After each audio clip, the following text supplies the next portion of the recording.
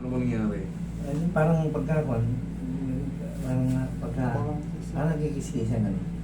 Ay, meron kayong, yung nagpa-x-ray kayo dyan? Hindi parang 5 Meron kasi tayo tinatawag na osteoarthritis, Mm. lalo pag nagkakaedad tayo. Hmm. Parang nagtutunog-tunog yun. Parang sinasabi ko, parang nagkikiskisan. Pag umiidad tayo, pangkaraniwan yun eh. Pero, ang hindi pangkaraniwan yung masakit. Kailangan, tumunog man siya, pero walang aray-aray. Pero kung may aray, ay ibig sabihin, nagkakaroon ng degenerative change. So, pag nagkaroon ng degenerative change, once na maglakad-lakad ka, lalo siyang magpupudpudan, lalo siyang magkikiskisan, lalo siyang mai-irritate. So, kung may pain dyan, pwede nating maalis yung pain, pero yung tunog-tunog, hindi na. Tapos, kung sakaling, katulad yan, napapansin ko tayo, parang medyo bumakang na kayo eh. Yeah. Di ba? Ayan, napupudpud na po kasi yung ano natin, mga meniscus. Pero tayo, sumasakit ba? Ito. Yan ang sumasakit. Yan, alisin natin yung sumasakit. Pero tay, honestly speaking, hindi ko na mababago yung lakad nyo. Pero yung sakit, yan, alisin natin. Okay? Sige, ba rin yung shoes nyo tayo. Tignan nyo mamaya, i-compare nyo yung nararamdaman nyo ngayon. Mamaya pag pinatayo ko yung tinalakad, ha? Tanggalin ko muna ito tayo. Yan, pag nahawa ko mo yan, nararamdaman ko yan. Masakit? O, mamaya, tignan nyo. Pipitikin ko to eh. Anin ko muna, parang Alam mo, puting. magpapa-extra pa rin ako yung payo mo. Ay, para sa inyong ano rin naman yun eh. Siyempre, sa akin, pera, wala yan eh. Katawan ko na to eh, di ba? Oo. So, magkano lang naman yun? Hindi, Malalaman nakita yun. ko talaga pagka, nag-usap nga kami ng Sabado, siyempre pumunta agad ako. Sabado na, ang fairness ngayon. 1 week na. Bukas, Oo. 7 days na kami yung...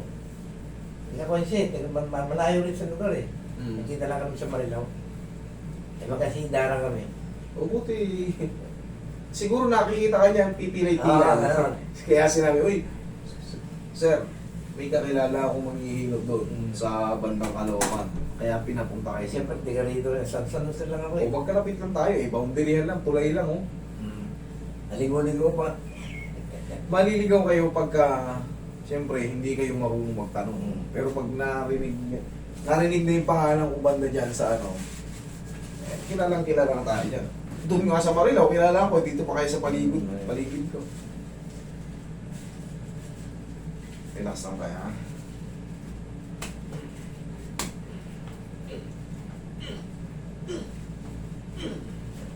Yun. Yun ang hinahanap ko yung tutulong ngayon. Yung bagay yun. Isa pa.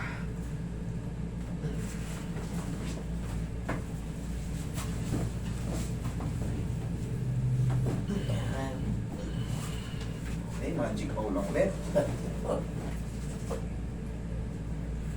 Pao tinirin yan. Yes po, ito po yung gamit natin ni Kuya Will. Will. Oo. Walang ako sa pao. Pounds, SM.